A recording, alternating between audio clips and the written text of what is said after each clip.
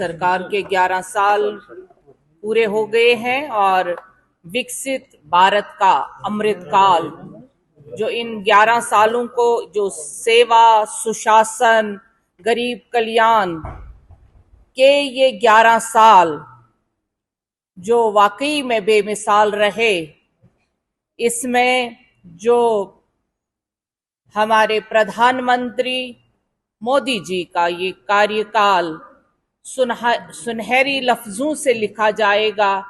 ये हिस्ट्री ऐसी एरा की हिस्ट्री होगी जो वाकई में कहते हैं कि गोल्डन एरा ऑफ इंडिया,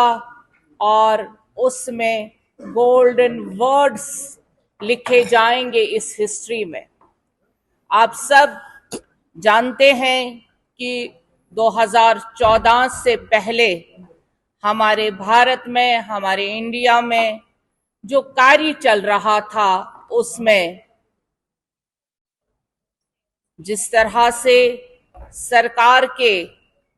नाकामी और उन सरकारों का जो कार्यकाल रहा, उसमें कितनी उंगलियां उठती थी।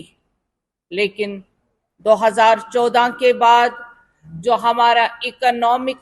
ग्राफ है, वो इस तरह से आहिस्ता आहिस्ता से वो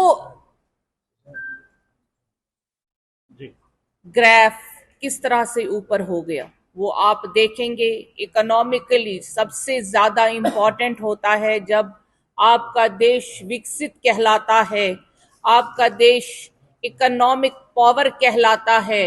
और आपका देश गरीबी से निकलकर पूरे विश्व में एक अकेला ऐसा देश है जिसने जीरो से शुरू करके अपना ग्राफ ऊपर कर। कितने IIT college,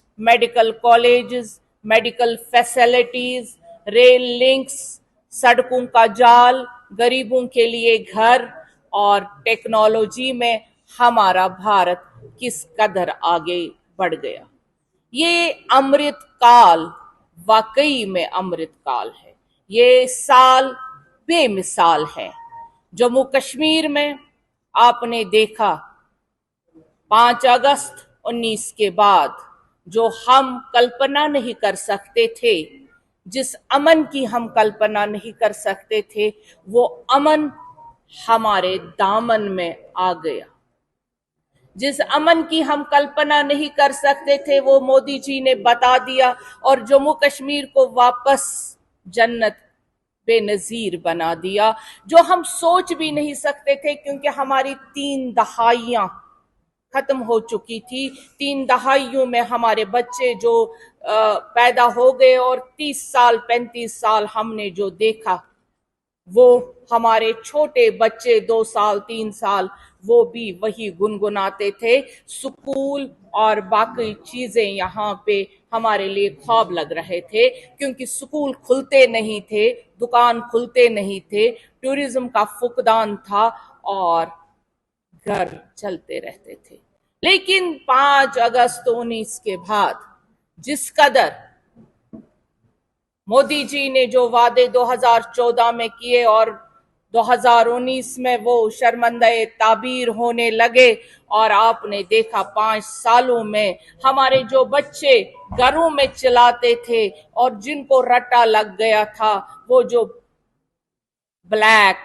era, black history and black days of Kashmir थे, वो भूलने लगे और डिलीट होने लगे। आज हम जहां जाते हैं, वहां पे हमारे देश की जो सक्षम पोजीशन है, उसको माना जाता है because of our prime minister's जो ग्रेट जेस्चर है, उसकी वजह से। और उन्होंने जिस तरह से भारत को गरीबी से निकालकर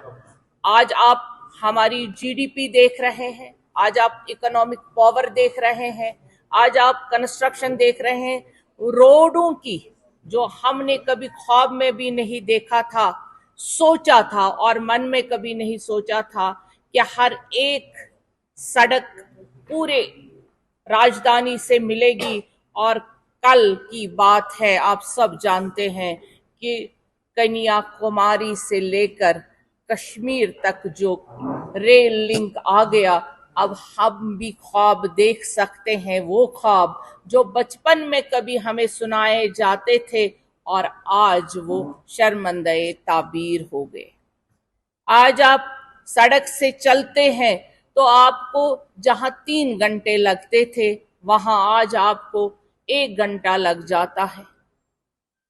आज आप 4 लेन्स और 6 लेन्स का जो ख्वाब था वो पूरा हो गया। आज जब से हमारे प्राइम मिनिस्टर साहब ने इस देश की कमान संभाली, आपने देखा कहां से स्टार्ट किया, उस गैस चूल्हे से स्टार्ट किया, जहां मां बहन गीली लकड़ियां जला जला के उनके आंखों में आंसू आते थे। आज उन घरों में गैस के चूल्हे, और जो गैस नायाब हुआ करती थी, जिस गैस के लिए लाइन्स लगी जाती थी, वो गैस आज आम तौर पे और बिना किसी परेशानी के घरों तक पहुंचता है। अब कहीं ब्लैक वाली बात ही नहीं होती है। आप देखिए, जिस चीज के लिए हंसा जाता था, जिसके लिए तंज किया जाता था, जब शौचालयों की बात हमारे प्रधानमंत्री जी ने की, और जब बात की कि एक महिला को किस तरह से इज्जत घर दिया जाएगा, यानी जो सुबह एक महिला घर से सोच के ये निकलती थी कि मैंने कब जल्दी अंधेरे में ही घर से निकलना है शौचालय के लिए, कहीं शौचालय बना नहीं हुआ था। लेकिन हमारे प्रधानमंत्री जी ने इस सोच को किस तरह से बढ़ावा देकर एक इज्जत घर एक मां बहन को दिया। आज जब अपोजिशन पार्टियां इसको हंस रही थी, लेकिन आज आप देख रहे हैं कि वही इज्जत घर एक मां बहन को इज्जत दे रही है। और आज पूरे विश्व में जहां हमें इसी पे तंज किया जाता था, वहां पे आज हम इज्जत से सर उठाकर हमारी मां, हमारी बहन और हमारी बच्चियां, गांव देहात जहां ये कॉन्सेप्ट ही नहीं था, वहां पे ये इज्जत का वाकई में एक इज्जत का सामान बन गया। क्योंकि प्रधानमंत्री जी ने हर एक को साथ लेकर चलने का जो वादा किया, यानी आखिरी हद में, आखिरी कोने में जो हमारा गरीब व्यक्ति बैठा है, वहां तक मुझे पहुंचना है। प्रधानमंत्री जी ने जहां जहां कदम रखे, वहां वहां आप आज देख रहे हैं कंस्ट्रक्शन और कंस्ट्रक्टिव पॉलिसीज हमारे देश की उड़ान भर रही है। हमारा देश आज पूरे विश्व में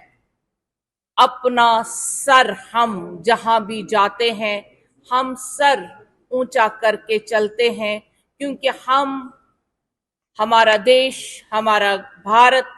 आज उस जो पहले कड़ी ही नहीं होती थी, जो पहले ग्राफ ही नहीं होता था, जहां हमें अपनी आइडेंटिटी को बार बार जाहिर करना पड़ता था